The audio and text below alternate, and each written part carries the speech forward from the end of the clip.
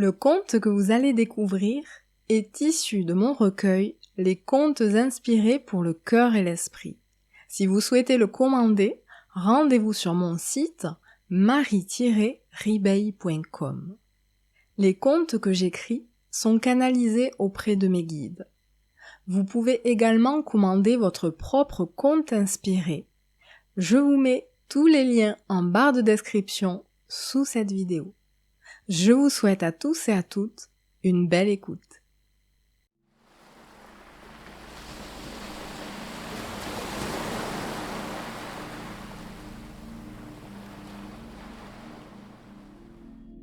Le marin et la baleine. Il était une fois dans le nord, là où les glaces se font éternelles, un paisible petit port de pêche. Les gens qui vivaient là étaient habitués à la rudesse de la nature, à son froid hivernal et sa neige épaisse et oppressante. On pouvait bien sûr ne voir que la beauté de ces somptueux paysages, mais y vivre était un pari risqué. Pourtant, ils étaient nombreux à être nés ici. Plusieurs familles vivaient de pêche et notamment de chasse au rorqual. Ce qui leur importait avant tout était de faire marcher le commerce pour ne pas que le village ne se dépeuple et ne se meure. Les étés pouvaient être doux, mais le soleil n'était jamais très chaleureux. Quand on était habitué à une vie sous les tropiques, ce petit port de pêche était le dernier endroit au monde dans lequel on aurait souhaité s'installer. Un jour, pourtant, un nouvel arrivant y déposa toutes ses espérances. Il était venu d'un pays où la neige n'existait pas. Quand ses yeux découvrirent les montagnes blanches pour la première fois, c'était comme s'il partait à la conquête d'un territoire inconnu. Tout lui était étranger. Ébloui par la magnificence de ce décor immaculé, cette beauté l'effraya. Il avait peur de ne pas pouvoir s'adapter. Pourtant, s'il était venu jusque-là, c'était dans le but de travailler. Dans son pays régnait la misère. Il avait donc tout quitté pour partir là où les gens ne veulent pas aller, misant sur des lendemains meilleurs. Et la chance lui sourit le jour même. Dans ce petit port de pêche, le labeur ne manquait pas. Des filets à réparer, des tuyaux à dégeler, le pont d'un navire à nettoyer, bref, un cœur vaillant pouvait facilement trouver de quoi assurer sa survie au quotidien. C'est ainsi que le jeune homme se fit embaucher comme matelot. Lors de ses premières sorties en mer, on lui apprit les rudiments du métier. Ses compagnons étaient comme la région qui l'accueillait, rudes mais optimistes. Ils s'appliquaient à bien faire les choses, et les journées n'en finissaient plus. Le travail était harassant, dangereux, mais il avait de quoi se payer un toit et se nourrir. Quelques semaines passèrent lorsque l'équipage apprit une grande nouvelle. Les marins du port semblaient joyeux. Il demanda alors à l'un d'entre eux la raison de ce subit enthousiasme. « La saison des rorquals commence, mon ami !» lança-t-il d'une franche tape sur l'épaule. « Un bateau les a aperçus ce matin même. Ils étaient tout un groupe à quelques centaines de mètres des côtes. »« Et donc ?» interrogea le jeune homme. « Et donc, ça va faire un sacré paquet de viande et de monnaie en perspective !» Effectivement, si la pêche s'annonçait fructueuse, la paye le serait aussi. C'est ainsi que le cœur joyeux, il trinqua avec ses nouveaux amis. Le lendemain, l'équipage embarqua. L'enjeu était de taille. Chacun s'attelait à sa tâche, concentré et plus sérieux qu'à l'habitude. Ils prirent la mer, s'éloignant des côtes neigeuses et voguant sur les flots glacés. Les hommes scrutaient l'océan en silence. et seules les vagues venant frapper la coque brisaient cette fausse tranquillité. L'horizon se faisait discret derrière les brumes, quand soudain, un matelot hurla à plein poumon. « À bâbord, j'en vois 2 !» Jumelles sur le nez, tous se précipitèrent pour vérifier par eux-mêmes. Le capitaine vira et chacun prit son poste, tous excités par la chasse qui s'annonçait. Au loin, jaillissait le jet d'eau des 2 mastodontes.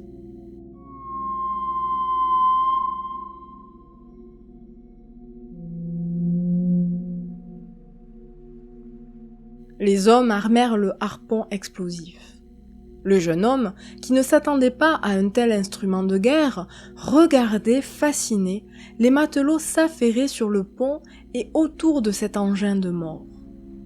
Soudain, dans un tonnerre brisant la quiétude de l'océan, le harpon fila à travers le ciel et vint déchirer les chairs de l'un des énormes mammifères marins.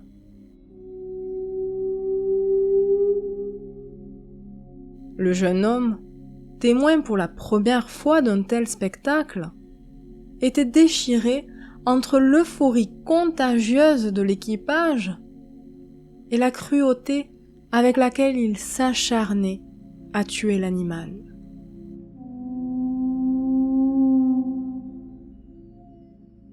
Stupéfait, il se fit sermonner par le capitaine qui le somma d'aller prêter main forte à ses camarades.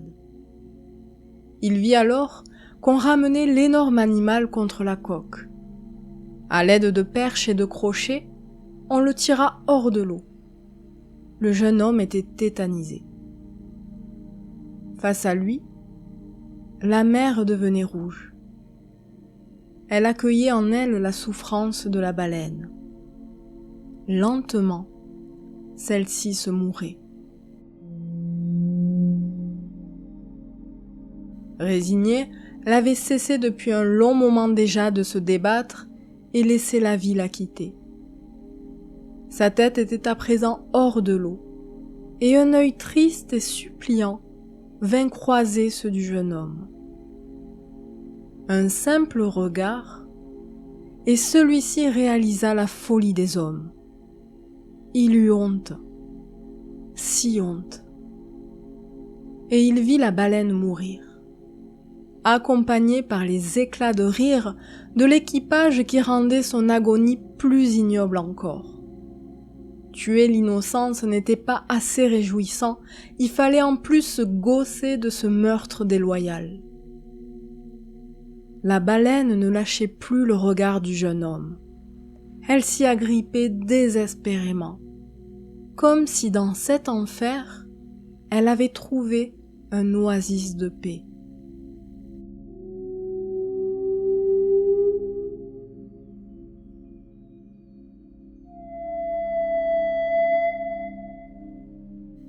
Lui voyait en elle la liberté bafouée, la beauté défigurée.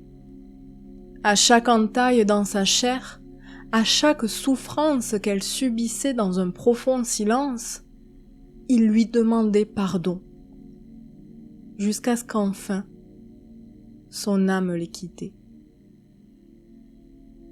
Pris de nausée, le jeune homme abandonna son poste et courut se réfugier dans sa cabine.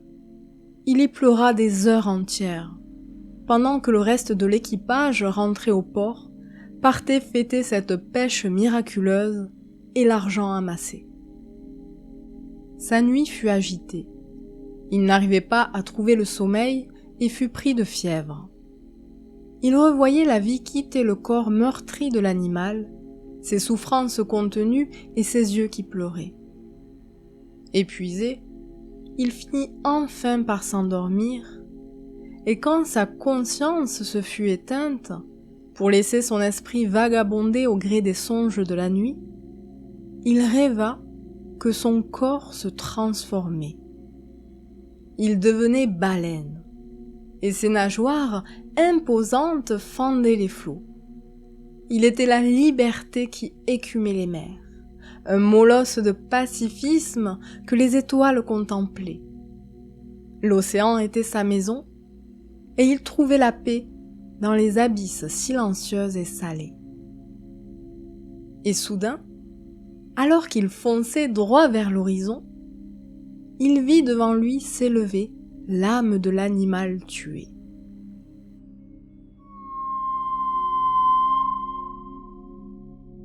Ce jour m'a vu disparaître, mais dans cette folie, tu as été le seul témoin.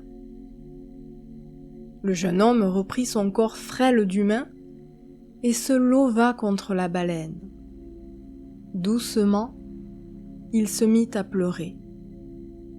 La baleine reprit. « Je suis morte pour l'inutile. Les humains ne savent rien. Ils sont doués de paroles et de pensées, mais elles ne leur servent qu'à détruire et tuer. J'ai lu en toi. L'univers a glissé un peu de sa sagesse dans ton cœur. Je l'ai senti au moment où je passais de l'autre côté. Ne pleure pas pour moi, je suis désormais rentrée chez moi. Mais montre à tes semblables leurs erreurs. Ils agissent dans l'ignorance, montre-leur la voie. » Le jeune homme secoua la tête. « Je ne peux pas leur montrer. Qu'est-ce qu'un homme comme moi peut faire? Rien.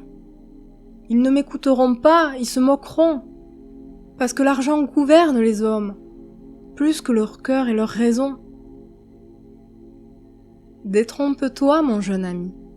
C'est parfois dans les petites choses que se cachent les plus grands miracles. » C'est alors que l'évent de la baleine s'ouvrit et qu'un immense jet d'eau en sortit, aspergeant le visage du jeune homme qui aussitôt se réveilla en sueur dans son lit.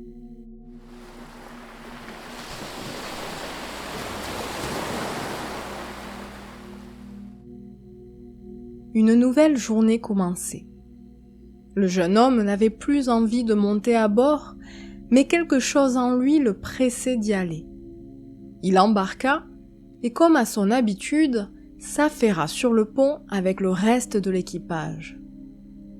Une fois en mer, les mouettes charognardes suivaient de près le bateau, espérant un festin.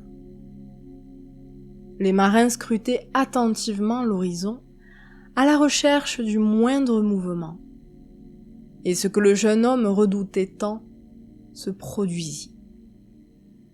Alors que tous avaient l'œil rivé sur l'océan, depuis de nombreuses heures déjà, un marin hurla.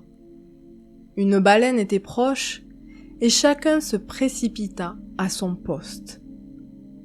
Le jeune homme, paniqué, regardait la bête fendre les flots d'une allure tranquille. Elle était majestueuse et souveraine, semblant narguer le bateau de sa grâce et de sa beauté.